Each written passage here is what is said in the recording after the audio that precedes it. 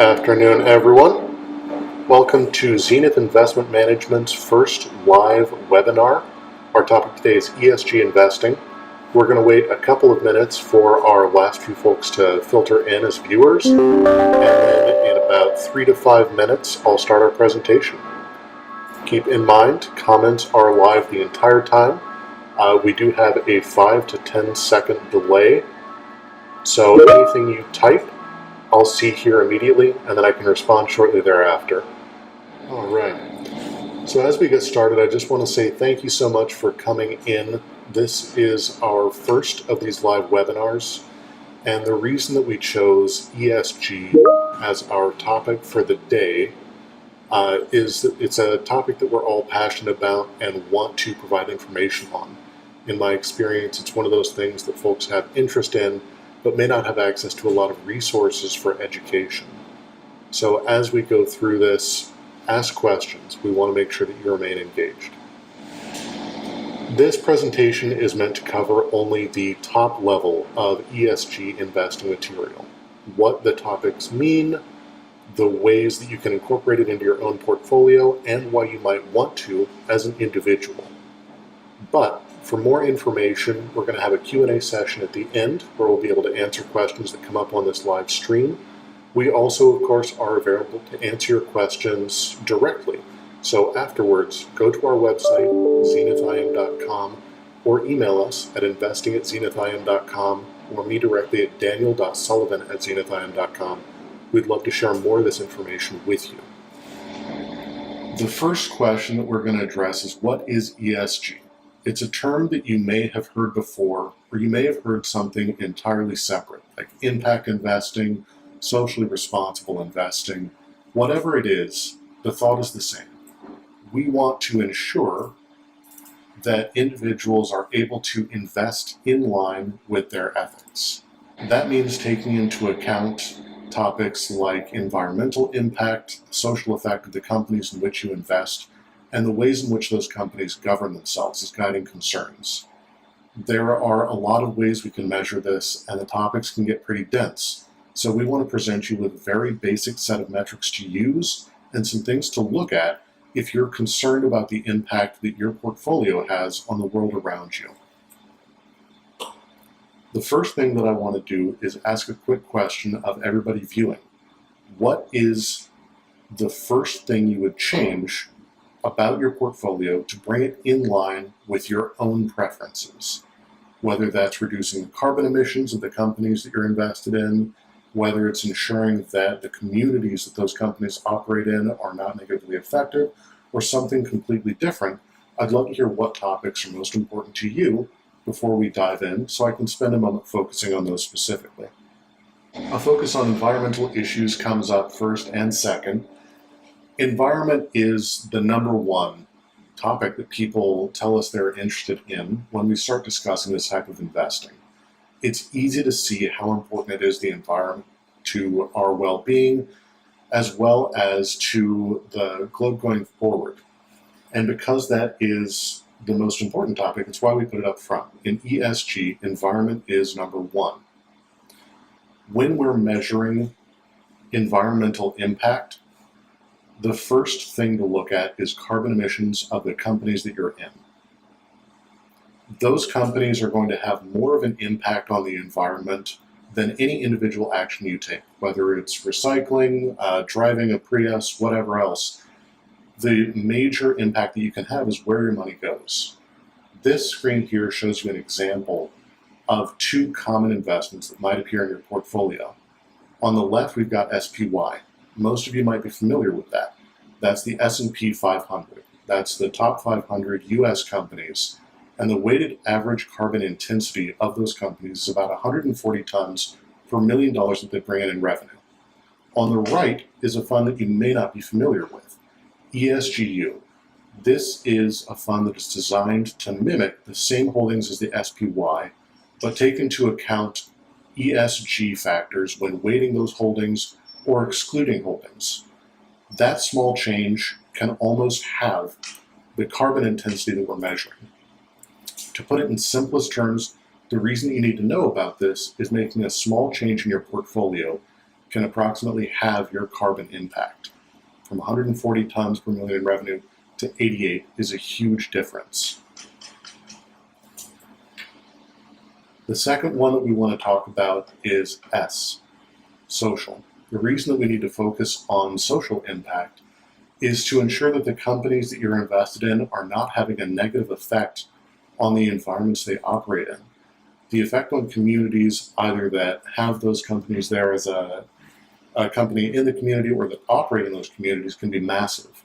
The way that we measure that is regulatory and compliance costs. When we look at those regulatory and compliance costs, again, we're using revenue as a base, and again, we're using SPY versus ESGU. And the difference, once again, is huge. You can cut the costs in about a third.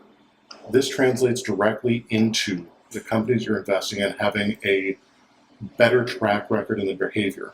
Fewer fines, fewer infractions, fewer regulatory issues that they have to face.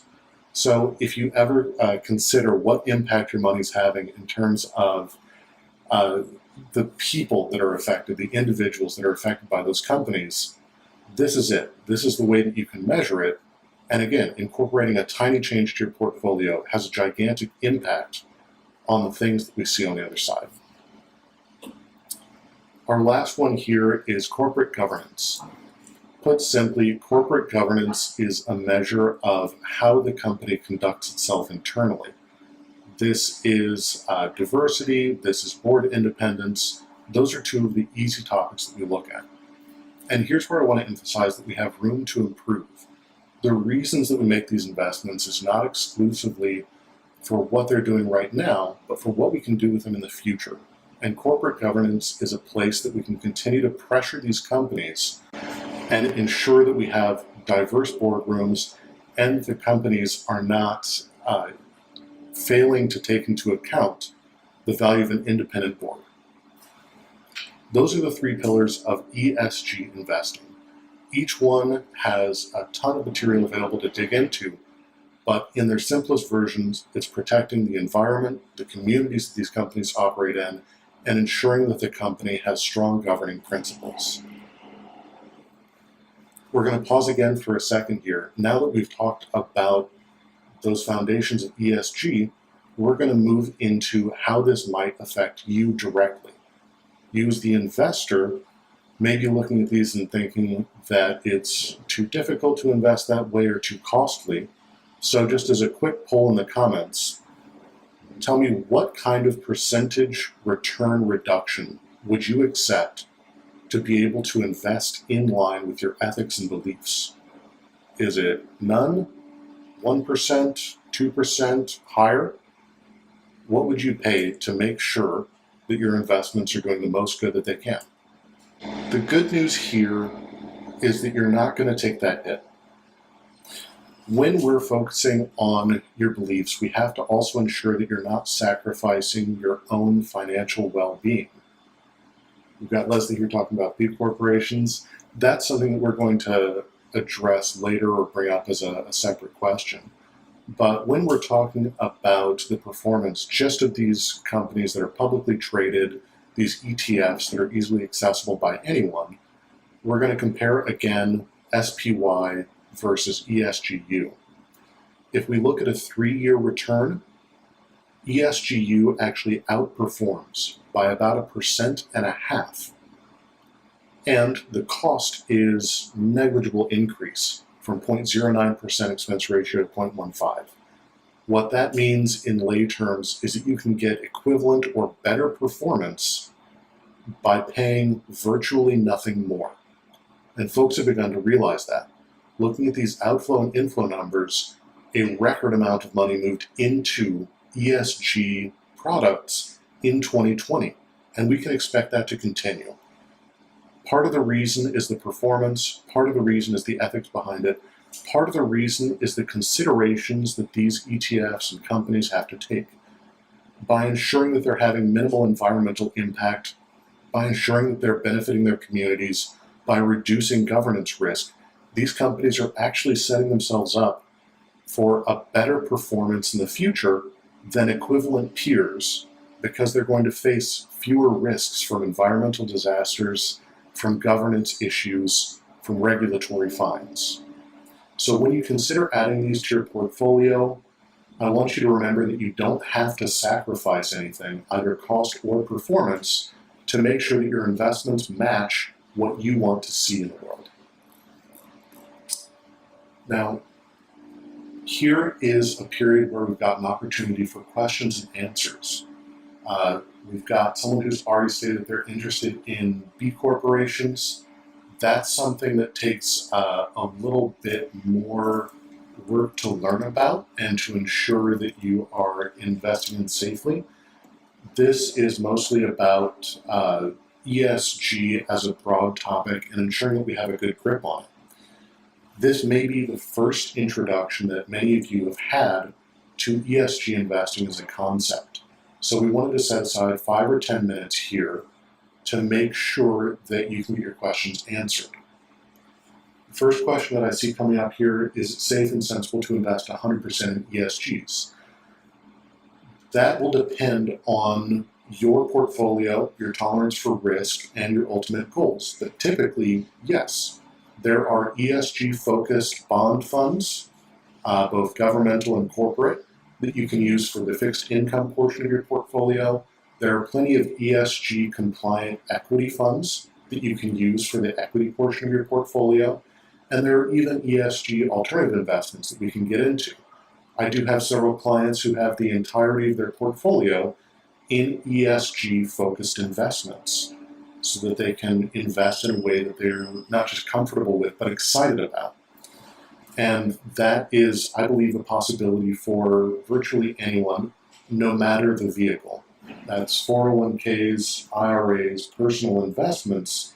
Typically, there are ESG options for each of those. So I believe that the answer is yes, you can invest 100% in ESG products and still be safe, hit your investing goals, and ensure that you're getting the best you can. What other questions do we have on the broad topic here? It looks like many of the questions we might have may be deeper topics: B corporations, personal investment portfolios.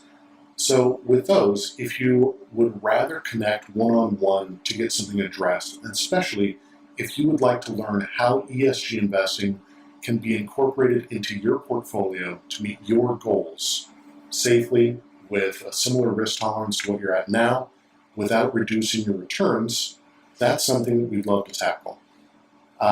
Email us, come to our website. My email is directly here. Nick King, one of my colleagues, puts up, what are the ESG SEC proposals? There are 3 major changes happening with ESGs right now, one in Europe, one in US retirement plans, one with SEC reporting, which is also deeper. Let's see here, we've got another question. Can we estimate the rate of return on an ESG portfolio structured with meeting risk tolerance? Difficult to say.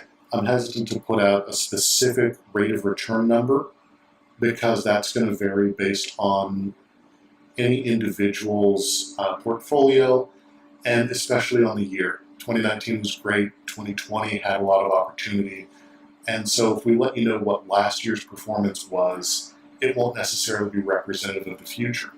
But if we zip back to our performance and costs screen here, we can see that the annualized return over the last 3 years for these specific ETFs was 18% for a broad US market ETF, 19+% for an ESG. Our next question up here says, are there ESG investments that would have a direct impact on local education, homelessness, and social justice? Yes. ESG is not just a specific product, but also a method of investing and of choosing where you want your money to go. To ensure that you have an impact on local education, homelessness, and social justice, we may look for specific municipal bond issues that fund major projects in your city, freeing up more revenue to address those problems that are local to you. We may also target specific companies that have those projects in mind or that operate in your community. There are absolutely ways to address local problems with big answers like this. It may only be a tiny fraction of your money that goes to that, but with the combined efforts of millions of people contributing billions of dollars, we can see real change on both a local, national, and global level. So it's absolutely fair to look at what this can do for you and your immediate community. I think we've hit a lot of great topics here. We've had some very good questions that I'd love to address in greater detail in the future. What I'll encourage you to do is keep thinking on these questions, think about the ways that ESG directly affects your portfolio, and think about the ways that you would like to change your portfolio to incorporate these practices into how you invest, and then reach out to us. You can get us at investing@zenithim.com or at our website, zenithim.com, or you can reach out to me directly at daniel.sullivan@zenithim.com. We have one last question that I'll take the time to address here. Why would people reject this kind of strategy? Why might they shy away from it? Commonly, it's fear or fees. Folks are afraid that they're going to lose out on investment returns by focusing on this kind of investments. And I think we've shown that's not necessarily the case, but there are still plenty of people that want to incorporate oil, tobacco, firearms, big producers of revenue in the past, into their portfolio. Some folks are afraid of that failure to return on their investments. The other side is fees. Back when this type of product became available first, the fees were very, very high on these products. In recent years, due to better technology, better research, more interest, and more capital flowing into it, the cost on them have come down. So as you saw, it's a difference of a couple hundredths of 1% to move investments from a traditional investing portfolio to an ESG investing portfolio. Finally, there are some folks that just don't care. But for those people who do have these issues at top of mind when they're investing, this is now a very real possibility. So if that's something you're interested in adding to your portfolio or talking about, reach out to us. I'm going to drop our primary email address here in the chat, and we'll keep it open for additional questions for another moment or two.